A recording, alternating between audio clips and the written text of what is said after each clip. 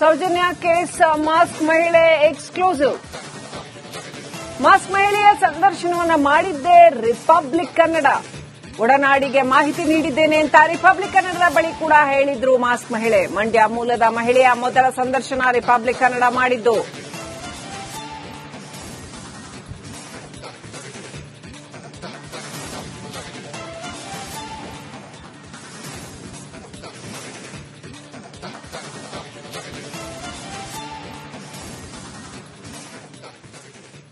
ಇದೆಲ್ಲವೂ ಕೂಡ ಒಂದು ಟೂಲ್ ಕಿಟ್ ನ ಭಾಗವ ಅನ್ನುವ ಅನುಮಾನ ನಿಜಕ್ಕೂ ಬರ್ತಾ ಇದೆ. ಅಂದ್ರೆ ಪ್ಲಾನ್ಡ್ ಹೀಗೀಗೆ ಆಗಬೇಕು, ಒಬ್ಬೊಬ್ಬರೇ ಕ್ಯಾರೆಕ್ಟರ್ನ ಬಿಡ್ತಾ ಹೋಗೋದು.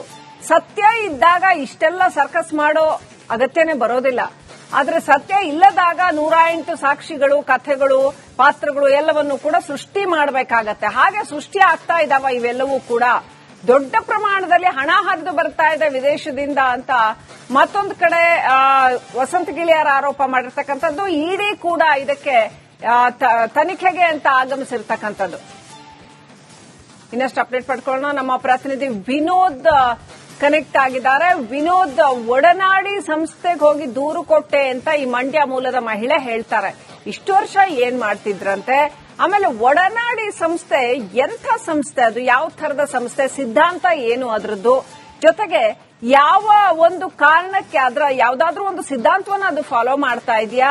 ಜೊತೆಗೆ ಧರ್ಮಸ್ಥಳ ವಿಚಾರದಲ್ಲಿ ಒಡನಾಡಿ ಸಂಸ್ಥೆಯ ಮುಖ್ಯಸ್ಥ ಆಗಾಗ ಪ್ರತಿಭಟನಾ ಸಭೆಗಳಲ್ಲಿ ಭಾಗಿಯಾಗಿ ಏನು ಹೇಳ್ತಾ ಇದ್ದ?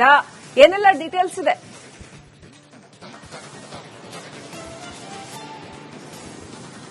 ಶ್ರೀ, ಬಹಳ ಪ್ರಮುಖವಾಗಿ ಧರ್ಮಸ್ಥಳ ಬುರುಡೆ ಪ್ರಕರಣದಲ್ಲಿ ಈಗಾಗಲೇ ಒಂದೊಂದು ಆರ್ಟಿಸ್ಟ್ಗಳೀಗ ಬರ್ತಾ ಇರುವಂತದ್ದು. ನಾನ್ ನೋಡಿದ್ದೀನಿ ಅಂತ ಹೇಳಿ ಈಗಾಗಲೇ ಆ ಸುಜಾತ ಭಟ್ನ ಕಥೆನ ನಾವು ಕೇಳಿದ್ದೇವೆ. ಈಗಾಗಲೇ ಸುಜಾತ ಭಟ್ ಕೂಡ ಯಾವ ರೀತಿಯಾಗಿ ಪ್ಲಾನ್ ಅನ್ನ ಮಾಡ್ಕೊಂಡು ಬಂದಿದ್ರು, ಅವರು ಕೂಡ ಆ ಪ್ಲಾನ್ ಅನ್ನ ಏನು ಹೊರ ಹಾಕುವಲ್ಲಿ ಯಾವ ರೀತಿಯಾಗಿ ಫೇಲ್ ಆದ್ರು ಅನ್ನುವಂಥದ್ದು ಕೂಡ ಗೊತ್ತಾಗಿದೆ.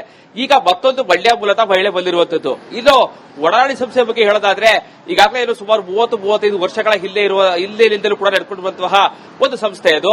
ಅಲ್ಲಿ ನೊಂದ ಮಹಿಳೆಯರಿಗೆ ಕೂಡ ಯಾರೆಲ್ಲ ನೊಂದಿರ್ತಾರೆ ಅಂತವರಿಗೂ ಕೂಡ ಆಶ್ರಯ ತಾಣ ಆಗಿರುವಂತಹ ಸಂಸ್ಥೆ ಆಗಿರುವಂತದ್ದು. ಇಲ್ಲಿವರೆಗೂ ಕೂಡ ಮೈಸೂರಿನಲ್ಲಿ ಒಂದು ದೊಡ್ಡ ಮಟ್ಟದ ಹೆಸರನ್ನ ಪಡ್ಕೊಂಡಿರುವಂತಹ ಸಂಸ್ಥೆ ಆಗಿದೆ. ಇನ್ನು ಆ ಸಂಸ್ಥೆಯನ್ನ ಪರಶು ಮತ್ತು ಸ್ಟ್ಯಾನ್ಲಿ ಅವರಿಬ್ಬರು ಕೂಡ ನಡೆಸ್ಕೊಂಡು ಬರ್ತಾ ಇದ್ದಾರೆ.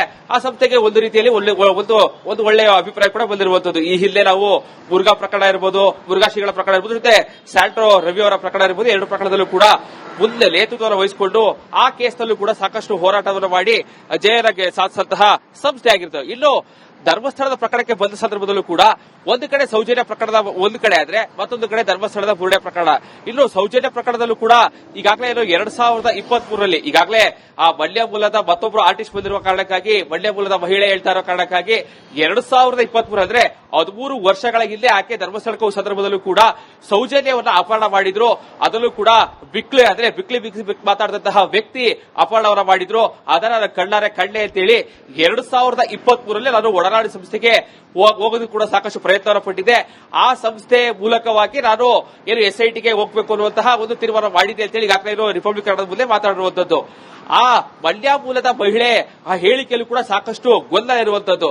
ಈಗಾಗಲೇ ಆ ಮಂಡ್ಯ ಮೂಲದ ಮಹಿಳೆ ಒಂದಷ್ಟು ಮಾಹಿತಿಗಳು ಕೊಡ್ತಾರ ಪ್ರಕಾರವಾಗಿ ನಿಶ್ಚಲ್ ಜೈಲ್ ಇರ್ಬೋದು, ಜೊತೆಗೆ ಸೌಜನ್ಯದ ಅಪಹರಣ ಆದ ದಿನಾಂಕವನ್ನ ಇಂತಹ ದಿನಾಂಕ ಇಂತಹ ಸಮಯ ಅಂತ ನಿಖರವಾಗಿ ಹೇಳುವಂತಹ ಮಹಿಳೆ ಯಾವ ತಿಂಗಳಲ್ಲಿ ಆಕೆ ಆ ಒಡನಾಡಿ ಸಂಸ್ಥೆಯನ್ನ ಅಂದ್ರೆ ಹೋಗುವುದಕ್ಕೆ ಪ್ರಯತ್ನವನ್ನ ಪಟ್ಟಿದ್ರು ಅನ್ನೋದಕ್ಕೆ ಕೇಳಿದ ಸಂದರ್ಭದಲ್ಲೂ ಕೂಡ ಒಬ್ಬೊಬ್ಬರಿಗೆ ಒಂದೊಂದು ತಿಂಗಳಲ್ಲಿ ಹೇಳುವಂತದ್ದು ನೋಡ್ತಾ ಇದ್ರೆ ಎಲ್ಲೋ ಒಂದು ಕಡೆ ಅಪಹರಣವಾದಂತಹ ದಿನಾಂಕವನ್ನ ಆಕೆ ಬರೀತಾ ಇಲ್ಲ. ಆದ್ರೆ ಆ ಒಡನಾಡಿ ಸಂಸ್ಥೆಗೆ 2023ಕ್ಕೆ ನಾನು ಹೋದ ಸಂದರ್ಭದಲ್ಲೂ ಕೂಡ ಯಾವ ತಿಂಗಳಂತ ಹೇಳಿದ್ರು ಕೂಡ ಆಕೆ ಬರಿತಾ ಇರುವಂತದ್ದು ನೋಡ್ತಾ ಇದ್ರೆ ಸಾಕಷ್ಟು ಒಂದಷ್ಟು ಸಂಶಯಗಳು ಕೂಡ ಉಂಟಾಗ್ತಾ ಇರುವಂತದ್ದು.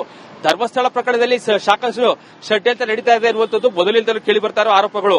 ಈಗಾಗಲೇ ಆ ಆರೋಪಗಳಿಗೆ ಈಗಾಗಲೇ ಆ ಗುಂಡಿಗಳು ತೋರಿದ ಸಂದರ್ಭದಲ್ಲೂ ಕೂಡ ಯಾವುದೇ ರೀತಿಯಾದ ಸಾಕ್ಷಿಗಳು ಲಭ್ಯ ಆಗಿಲ್ಲ. ಇನ್ನು 2023ರಲ್ಲಿ ಯಾವಾಗ ಸೌಜನ್ಯ ಪ್ರಕರಣದಲ್ಲಿ ಒಡನಾಡಿ ಸಂಸ್ಥೆಯಲ್ಲೂ ಕೂಡ ಒಂದು ಕಾರ್ಯಕ್ರಮ ಆಯೋಜನೆ ಆಗಿರುತ್ತೆ. ಆ ಒಂದು ಕಾರ್ಯಕ್ರಮದಲ್ಲಿ ಸೌಜನ್ಯ ಅವರ ಕುಟುಂಬ ಇರಬಹುದು, ಮಹೇಶ್ ತಿಮ್ಮರೋಡಿ ಇರಬಹುದು, ಗಿರೀಶ್ ಪಟ್ಟಣ ಸೇರಿದಂತೆ ಈ ಸಂತೋಷ್ ರಾವ್ ಯಾರು ಈ ಸೌಜನ್ಯ ಪ್ರಕರಣದ ನಿರ್ದೋಷಿಯಲ್ಲಿ ಹೊರಬಂದಿದ್ದಾರೆ, ಅದು ಸುಮಾರು 10-11 ವರ್ಷಗಳ ಏನು ಜೈಲುವಾಸ ಅನುಭವಿಸಿ ನಿರ್ದೋಷಿತ ಹೊರಬಂದಿದ್ರು, ಅವರೆಲ್ಲರೂ ಸೇರಿ ಒಂದು ಕಾರ್ಯಕ್ರಮ ಆಯೋಜನೆ ಮಾಡಿದ್ರು. ಅದಾದ ನಂತರದಲ್ಲಿ ಧರ್ಮಸ್ಥಳದಲ್ಲಿ ಪ್ರತಿಭಟನೆ ಇರಬಹುದು, ಜೊತೆಗೆ ಸ್ಟ್ಯಾನ್ಲಿ ಅವರು ಕೂಡ ಈಗಾಗಲೇ ರಿಪಬ್ಲಿಕ್ ಕನ್ನಡದಲ್ಲಿ ಮಾತಾದ ಸಂದರ್ಭದಲ್ಲೂ ಕೂಡ ನಾನು ಏನು ಧರ್ಮಸ್ಥಳಕ್ಕೆ ಹೋಗಿ ಒಂದಷ್ಟು ಮನೆಗಳನ್ನ ಭೇಟಿ ಮಾಡಿ ಬಂದಿದೆ ಅಂತ ಹೇಳ್ತಾ ಇದ್ರು. ಇವೆಲ್ಲವನ್ನು ಗಮನಿಸ್ತಾ ಹೋಗೋದಾದ್ರೆ SIT ತನಿಖೆ ನಡೀತಾ ಇರೋ ಸಂದರ್ಭದಲ್ಲಿ ಒಂದು ವರದಿ ಸದ್ಯಕ್ಕೆ ಬರಲಿಲ್ಲ ಅನ್ನೋದಾದ್ರೆ ಈ ರೀತಿಯಾದಂತಹ ಆರ್ಟಿಸ್ಟ್ಗಳು ಮುಂದೆ ಇನ್ನು ಸಾಕಷ್ಟು ಬರುವವರಲ್ಲಿ ಯಾವ ರೀತಿ ಅನುಮಾನಗಳಿಲ್ಲ. ಸೊ ಹೀಗಾಗಿ ಸರ್ಕಾರ ಇದರ ಬಗ್ಗೆ ಒಂದು ಕೂಲಂಕುಷವಾಗಿ ಗಂಭೀರವಾಗಿ ತೆಗೆದುಕೊಂಡು ಇದಕ್ಕೆ ಅಂತ್ಯ ಆಡಲಿಲ್ಲ ಅಂತಂದ್ರೆ ಈ ರೀತಿಯಾದಂತಹ ಆರ್ಟಿಸ್ಟ್ಗಳು ಮುಂದಿನ ದಿನಗಳಲ್ಲಿ ಸಾಕಷ್ಟು ಸಂಖ್ಯೆಯಲ್ಲಿ ಬರುವುದರಲ್ಲಿ ಯಾವುದೇ ರೀತಿಯಾದಂತಹ ಅನುಮಾನ ಇಲ್ಲ. Srilakshmi. Right, thank you Vinod ಡೀಟೇಲ್ಸ್ಗಾಗಿ.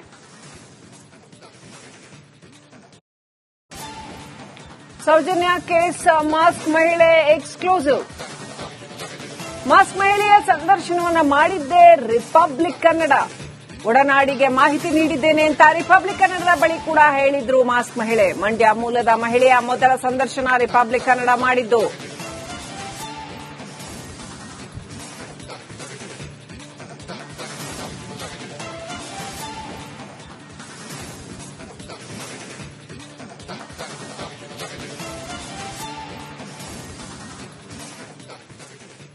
ಇದೆಲ್ಲವೂ ಕೂಡ ಒಂದು ಟೂಲ್ ಕಿಟ್ ನ ಭಾಗವ ಅನ್ನುವ ಅನುಮಾನ ನಿಜಕ್ಕೂ ಬರ್ತಾ ಇದೆ. ಅಂದ್ರೆ ಪ್ಲಾನ್ಡ್ ಹೀಗೀಗೆ ಆಗಬೇಕು, ಒಬ್ಬೊಬ್ಬರೇ ಕ್ಯಾರೆಕ್ಟರ್ನ ಬಿಡ್ತಾ ಹೋಗೋದು. ಸತ್ಯ ಇದ್ದಾಗ ಇಷ್ಟೆಲ್ಲ ಸರ್ಕಸ್ ಮಾಡೋ ಅಗತ್ಯನೇ ಬರೋದಿಲ್ಲ. ಆದ್ರೆ ಸತ್ಯ ಇಲ್ಲದಾಗ 108 ಸಾಕ್ಷಿಗಳು, ಕಥೆಗಳು, ಪಾತ್ರಗಳು ಎಲ್ಲವನ್ನೂ ಕೂಡ ಸೃಷ್ಟಿ ಮಾಡಬೇಕಾಗತ್ತೆ. ಹಾಗೆ ಸೃಷ್ಟಿ ಆಗ್ತಾ ಇದಾವ ಇವೆಲ್ಲವೂ ಕೂಡ. ದೊಡ್ಡ ಪ್ರಮಾಣದಲ್ಲಿ ಹಣ ಹರಿದು ಬರ್ತಾ ಇದೆ ವಿದೇಶದಿಂದ ಅಂತ ಮತ್ತೊಂದು ಕಡೆ ವಸಂತ ಗಿಳಿಯರ ಆರೋಪ ಮಾಡಿರ್ತಕ್ಕಂಥದ್ದು. ಇಡಿ ಕೂಡ ಇದಕ್ಕೆ ತನಿಖೆಗೆ ಅಂತ ಆಗಮಿಸಿರ್ತಕ್ಕಂಥದ್ದು. ಇನ್ನಷ್ಟು ಅಪ್ಡೇಟ್ ಪಡ್ಕೊಳ್ಳೋಣ. ನಮ್ಮ ಪ್ರತಿನಿಧಿ ವಿನೋದ್ ಕನೆಕ್ಟ್ ಆಗಿದ್ದಾರೆ. ವಿನೋದ್, ಒಡನಾಡಿ ಸಂಸ್ಥೆಗೆ ಹೋಗಿ ದೂರು ಕೊಟ್ಟೆ ಅಂತ ಈ ಮಂಡ್ಯ ಮೂಲದ ಮಹಿಳೆ ಹೇಳ್ತಾರೆ. ಇಷ್ಟು ವರ್ಷ ಏನ್ ಮಾಡ್ತಿದ್ರಂತೆ? ಆಮೇಲೆ ಒಡನಾಡಿ ಸಂಸ್ಥೆ ಎಂಥ ಸಂಸ್ಥೆ ಅದು? ಯಾವ ತರದ ಸಂಸ್ಥೆ? ಸಿದ್ಧಾಂತ ಏನು ಅದರದ್ದು? ಜೊತೆಗೆ ಯಾವ ಒಂದು ಕಾರಣಕ್ಕೆ ಅದರ ಯಾವ್ದಾದ್ರೂ ಒಂದು ಸಿದ್ಧಾಂತವನ್ನ ಅದು ಫಾಲೋ ಮಾಡ್ತಾ ಇದೆಯಾ? ಜೊತೆಗೆ ಧರ್ಮಸ್ಥಳ ವಿಚಾರದಲ್ಲಿ ಒಡನಾಡಿ ಸಂಸ್ಥೆಯ ಮುಖ್ಯಸ್ಥ ಆಗಾಗ ಪ್ರತಿಭಟನಾ ಸಭೆಗಳಲ್ಲಿ ಭಾಗಿಯಾಗಿ ಏನು ಹೇಳ್ತಾ ಇದ್ದ? ಏನೆಲ್ಲ ಡೀಟೇಲ್ಸ್ ಇದೆ?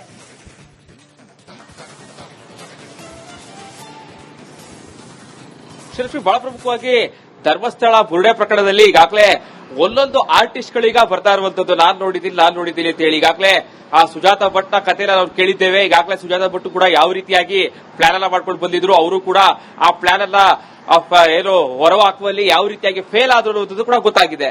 ಈಗ ಮತ್ತೊಂದು ಮಂಡ್ಯ ಮೂಲದ ಮಹಿಳೆ ಬಂದಿರುವಂತದ್ದು. ಇನ್ನು ಒಡನಾಡಿ ಸಂಸ್ಥೆ ಬಗ್ಗೆ ಹೇಳೋದಾದ್ರೆ ಈಗಾಗಲೇ ಏನು ಸುಮಾರು 30-35 ವರ್ಷಗಳ ಹಿಂದೆಯಿಂದಲೂ ಕೂಡ ನಡ್ಕೊಂಡು ಬಂತಹ ಒಂದು ಸಂಸ್ಥೆ ಅದು. ಅಲ್ಲಿ ನೊಂದ ಮಹಿಳೆಯರಿಗೆ ಕೂಡ ಯಾರೆಲ್ಲ ನೊಂದಿರ್ತಾರೆ ಅಂತವರಿಗೂ ಕೂಡ ಆಶ್ರಯ ತಾಣಾಗಿರುವಂತಹ ಸಂಸ್ಥೆ ಆಗಿರುವಂತದ್ದು. ಇಲ್ಲಿವರೆಗೂ ಕೂಡ ಮೈಸೂರಿನಲ್ಲಿ ಒಂದು ದೊಡ್ಡ ಮಟ್ಟದ ಹೆಸರನ್ನ ಪಡ್ಕೊಂಡಿರುವಂತಹ ಸಂಸ್ಥೆ ಆಗಿದೆ. ಇನ್ನು ಆ ಸಂಸ್ಥೆಯನ್ನ ಪರಶು ಮತ್ತು ಸ್ಟ್ಯಾನ್ಲಿ ಅವರಿಬ್ಬರು ಕೂಡ ನಡೆಸ್ಕೊಂಡು ಬರ್ತಾ ಇದ್ದಾರೆ.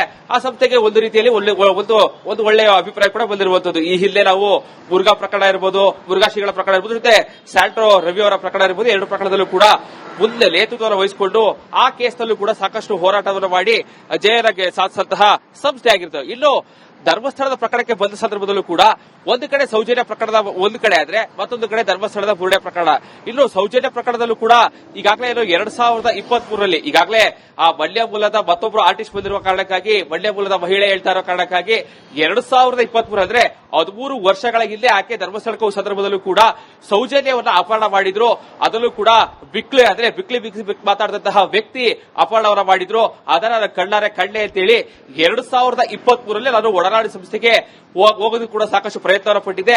ಆ ಸಂಸ್ಥೆ ಮೂಲಕವಾಗಿ ನಾನು ಏನು SITಗೆ ಹೋಗಬೇಕು ಅನ್ನುವಂತಹ ಒಂದು ತೀರ್ಮಾನ ಮಾಡಿದೆ ಅಂತೇಳಿ ಈಗಾಗಲೇ ರಿಪಬ್ಲಿಕ್ ಕನ್ನಡದ ಮುಂದೆ ಮಾತಾಡಿರುವಂತದ್ದು. ಆ ಮಂಡ್ಯ ಮೂಲದ ಮಹಿಳೆ ಆ ಹೇಳಿಕೆಯಲ್ಲೂ ಕೂಡ ಸಾಕಷ್ಟು ಗೊಂದಲ ಇರುವಂತದ್ದು. ಈಗಾಗಲೇ ಆ ಮಂಡ್ಯ ಮೂಲದ ಮಹಿಳೆ ಒಂದಷ್ಟು ಮಾಹಿತಿಗಳು ಕೊಡ್ತಾರ ಪ್ರಕಾರವಾಗಿ ನಿಶ್ಚಲ್ ಜೈಲ್ ಇರ್ಬೋದು, ಜೊತೆಗೆ ಸೌಜನ್ಯದ ಅಪಹರಣ ಆದ ದಿನಾಂಕವನ್ನ ಇಂತಹ ದಿನಾಂಕ ಇಂತಹ ಸಮಯ ಅಂತ ನಿಖರವಾಗಿ ಹೇಳುವಂತಹ ಮಹಿಳೆ ಯಾವ ತಿಂಗಳಲ್ಲಿ ಆಕೆ ಆ ಒಡನಾಡಿ ಸಂಸ್ಥೆಯನ್ನ ಅಂದ್ರೆ ಹೋಗುವುದಕ್ಕೆ ಪ್ರಯತ್ನವನ್ನ ಪಟ್ಟಿದ್ರು ಅನ್ನೋದು ಕೇಳಿದ ಸಂದರ್ಭದಲ್ಲೂ ಕೂಡ ಒಬ್ಬೊಬ್ಬರಿಗೆ ಒಂದೊಂದು ತಿಂಗಳಲ್ಲಿ ಹೇಳುವಂತದ್ದು ನೋಡ್ತಾ ಇದ್ರೆ ಎಲ್ಲೋ ಒಂದು ಕಡೆ ಅಪಹರಣವಾದಂತಹ ದಿನಾಂಕವನ್ನ ಆಕೆ ಬರೀತಾ ಇಲ್ಲ. ಆದ್ರೆ ಆ ಒಡನಾಡಿ ಸಂಸ್ಥೆಗೆ 2023ಕ್ಕೆ ನಾನು ಹೋದ ಸಂದರ್ಭದಲ್ಲೂ ಕೂಡ ಯಾವ ತಿಂಗಳ ಅಂತ ಹೇಳಿದ್ರು ಕೂಡ ಆಕೆ ಬರಿತಾ ಇರುವಂತ ನೋಡ್ತಾ ಇದ್ರೆ ಸಾಕಷ್ಟು ಒಂದಷ್ಟು ಸಂಶಯಗಳು ಕೂಡ ಉಂಟಾಗ್ತಾ ಇರುವಂತದ್ದು. ಧರ್ಮಸ್ಥಳ ಪ್ರಕರಣದಲ್ಲಿ ಸಾಕಷ್ಟು ಷಡ್ಯಂತ್ರ ನಡೀತಾ ಇದೆ ಅನ್ನುವಂಥದ್ದು ಮೊದಲಿಂದಲೂ ಕೇಳಿ ಬರ್ತಾ ಇರೋ ಆರೋಪಗಳು. ಈಗಾಗಲೇ ಆ ಆರೋಪಗಳಿಗೆ ಈಗಾಗಲೇ ಆ ಗುಳ್ಳಿಗಳು ತೋರಿದ ಸಂದರ್ಭದಲ್ಲೂ ಕೂಡ ಯಾವುದೇ ರೀತಿಯಾದ ಸಾಕ್ಷಿಗಳು ಲಭ್ಯ ಆಗಿಲ್ಲ. ಇನ್ನು 2023ರಲ್ಲಿ ಯಾವಾಗ ಸೌಜನ್ಯ ಪ್ರಕರಣದಲ್ಲಿ ಒಡನಾಡಿ ಸಂಸ್ಥೆಯಲ್ಲೂ ಕೂಡ ಒಂದು ಕಾರ್ಯಕ್ರಮ ಆಯೋಜನೆ ಆಗಿರುತ್ತೆ. ಆ ಒಂದು ಕಾರ್ಯಕ್ರಮದಲ್ಲಿ ಸೌಜನ್ಯ ಅವರ ಕುಟುಂಬ ಇರ್ಬೋದು, ಮಹೇಶ್ ತಿಮ್ಮರು ನೋಡಿರ್ಬೋದು, ಗಿರೀಶ್ ಪಟ್ಟಣ ಸೇರಿದಂತೆ ಈ ಸಂತೋಷ್ ರಾವ್ ಯಾರು ಈ ಸೌಜನ್ಯ ಪ್ರಕರಣದ ನಿರ್ದೋಷಿಯಲ್ಲಿ ಹೊರಬಂದಿದ್ದಾರೆ, ಅದು ಸುಮಾರು 10-11 ವರ್ಷಗಳ ಏನು ಜೈಲುವಾಸ ಅನುಭವಿಸಿ ನಿರ್ದೋಷಿ ಹೊರಬಂದಿದ್ರು, ಅವರೆಲ್ಲರೂ ಸೇರಿ ಒಂದು ಕಾರ್ಯಕ್ರಮ ಆಯೋಜನೆ ಮಾಡಿದ್ರು. ಅದಾದ ನಂತರದಲ್ಲಿ ಧರ್ಮಸ್ಥಳದ ಪ್ರತಿಭಟನೆ ಇರಬಹುದು, ಜೊತೆಗೆ ಸ್ಟ್ಯಾನ್ಲಿ ಅವರು ಕೂಡ ಈಗಾಗಲೇ ರಿಪಬ್ಲಿಕ್ ಕನ್ನಡದ ಮಾತಾ ಸಂದರ್ಭದಲ್ಲೂ ಕೂಡ ನಾನು ಏನು ಧರ್ಮಸ್ಥಳಕ್ಕೆ ಹೋಗಿ ಒಂದಷ್ಟು ಮನೆಗಳನ್ನ ಭೇಟಿ ಮಾಡಿ ಬಂದಿದೆ ಅಂತ ಹೇಳಿ ಹೇಳ್ತಾ ಇದ್ರು. ಇವೆಲ್ಲವನ್ನು ಗಮನಿಸ್ತಾ ಹೋಗೋದಾದ್ರೆ ಎಸ್ಐಟಿ ತನಿಖೆ ನಡೀತಾ ಇರೋ ಸಂದರ್ಭದಲ್ಲಿ ಒಂದು ವರದಿ ಸದ್ಯಕ್ಕೆ ಬರಲಿಲ್ಲ ಅನ್ನೋದಾದ್ರೆ ಈ ರೀತಿಯಾದಂತಹ ಆರ್ಟಿಸ್ಟ್ಗಳು ಮುಂದೆ ಇನ್ನು ಸಾಕಷ್ಟು ಬರುವುದರಲ್ಲಿ ಯಾವುದೇ ರೀತಿಯ ಅನುಮಾನಗಳಿಲ್ಲ. ಸೊ ಹೀಗಾಗಿ ಸರ್ಕಾರ ಇದರ ಬಗ್ಗೆ ಒಂದು ಕೂಲಂಕುಷವಾಗಿ ಗಂಭೀರವಾಗಿ ತೆಗೆದುಕೊಂಡು ಇದಕ್ಕೆ ಅಂತ್ಯ ಆಡಲಿಲ್ಲ ಅಂತಂದ್ರೆ ಈ ರೀತಿಯಾದಂತಹ ಆರ್ಟಿಸ್ಟ್ಗಳು ಮುಂದಿನ ದಿನಗಳಲ್ಲಿ ಸಾಕಷ್ಟು ಸಂಖ್ಯೆಯಲ್ಲಿ ಬರುವುದರಲ್ಲಿ ಯಾವುದೇ ರೀತಿಯಾದಂತಹ ಅನುಮಾನ ಇಲ್ಲ. Srilakshmi, right, thank you Vinod ಡೀಟೇಲ್ಸ್ಗಾಗಿ.